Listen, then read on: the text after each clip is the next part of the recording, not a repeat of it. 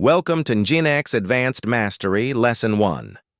Out of the box, Nginx gives you about 1,000 requests per second, because the defaults are written to run on a Raspberry Pi just as safely as on a 64-core server.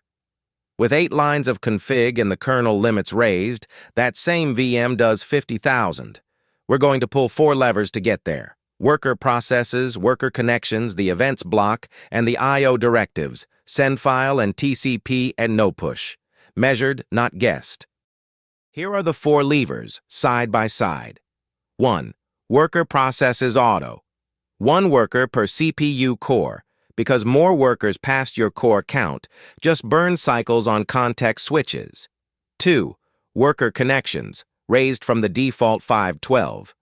But watch out. You have to lift the per process FD limit and the system limit no file too, or the lowest ceiling wins. 3. epoll plus multi-accept, so each worker drains every pending connection per loop. 4. Sendfile, TCP, no push, and TCP.nodelay, 0 copy I/O with smart packet batching. 1 config change per lever, 1 benchmark per lever. That's how you learn which one actually moves your numbers. Now the proof. Same 4-core 8GB VM, same WRK command, 200 connections over 30 seconds, serving a 1 kilobyte static file. Default Nginx tops out at 1,200 requests a second, with a P99 of 245 milliseconds and over 1,800 errors. Tuned, 52,000 requests a second, P99 of 8 milliseconds, 0 errors. 42 times the throughput from 8 lines of config. Same hardware. That's the gap between defaults and deliberate tuning. So where does that gap come from? Start with the first 2 levers, workers and connections. Nginx is event-driven. 1 worker juggles thousands of sockets through epoll. Your ceiling is simply worker processes times worker connections, and the default of 1 by 512 caps you at 512. Set workers to auto to match cores, push connections per worker to 8,000, and raise the file descriptor limit in 3 places: Nginx config, systemed unit, and verify in/proc. All 3 must agree, or the lowest one wins. Lever 3 is the events block, and this is where epoll earns its reputation. Inside events, 4 lines do the heavy lifting. Use epoll for O1 notification, worker connections at 8,092, multi-accept on so 1 sysctl drains the entire accept queue instead of 1 per connection, and accept mutex off because modern kernels handle thundering herd themselves with so ruseport-style distribution. Small individually, but under burst load, these 4 lines are non-negotiable.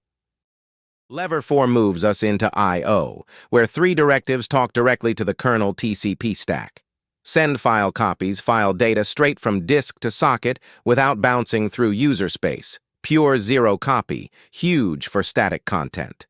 TCP no push rides on top, setting TCP cork so packets ship out full instead of half empty. TCP.nodelay then disables Nagel on keep alive, so small responses don't wait around to be batched. The combination is non-negotiable in 2026, and while you're there, push keep alive ARN requests to 10,000, because the default of 100 will throttle you long before your CPU does. So here it is, all 4 levers stitched into 1 skeleton you can drop on top of any existing nginx.conf. Roughly 15 lines, workers pinned to cores, file descriptor ceiling raised, epoll with 8,000 connections per worker, and the full send file no push nodelay stack with keep alive cranked up. On a stock 4-core VM, this alone takes you from about 1,000 requests per second to 50,000 plus on static content. Run Nginx-T, reload, rerun WRK, and the caching lessons coming next build directly on this foundation. Before we move on, a quick reality check on why just 4 levers, not 50. First, Nginx defaults are tuned for a Raspberry Pi, not your 8-core VM, so out of the box you're leaving 95% of the hardware on the table. Second, most tuning blogs you'll find are from 2014 and recommend settings that actively hurt on modern kernels. Always verify with WRK against your own workload. And third, once you apply these four, Nginx stops being the bottleneck. The pressure shifts upstream to your cache, your database, your network, which is exactly where Lesson 2 picks up. So here's your cheat sheet. Print it, pin it above your desk. 7 directives applied top-down in strict priority order. The first 3 are 5-star, non-negotiable. Worker processes auto, our limit no file at 65,000, and connections at 8,000 or higher. Then a poll on Linux, multi-accept for bursts, sendfile with TCP part no push for static content, and finally bump keep alive buffer requests to 10,000 because the default of 100 will throttle you under real load. That's the entire foundation. Now stop reading and go measure. 3 drills, 40 minutes total. Exercise 1. Baseline the untuned default with WRK and write the numbers down. RecS P99 errors. Exercise 2. Apply the workers and file descriptor levers, including that system limit no file everyone forgets, and rerun. Exercise 3. Layer on epoll, sendfile, and keep alive, then benchmark again. By the end, you'll have 4 data points proving the 42x claim on your own hardware. While you're measuring, here are 5 mistakes guaranteed to waste your afternoon. Cranking worker processes to 100 just thrashes the scheduler. Auto means nproc, and nproc is right. Raising worker connections without lifting worker. Relimit, no file, and systems limit, no file, leaves you silently capped at 1024. Sendfile does nothing for proxied traffic. There's no file, just a socket. A 10-minute keep alive turns idle clients into hostages, holding your connection slots until new ones get 503s.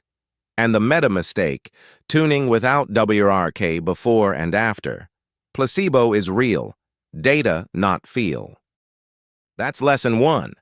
Same box, same kernel, same workload, 42 times the capacity, from 8 lines of config and a benchmark to prove each one. Workers matched to cores, file descriptors lifted in all 3 places, epoll with multi-accept, and the sendfile trio for static paths. Next up, lesson 2, proxy cache. We'll define a cache zone, kill the thundering herd with proxy cache lock, and see how a 1-second microcache drops database load by 95%. See you there.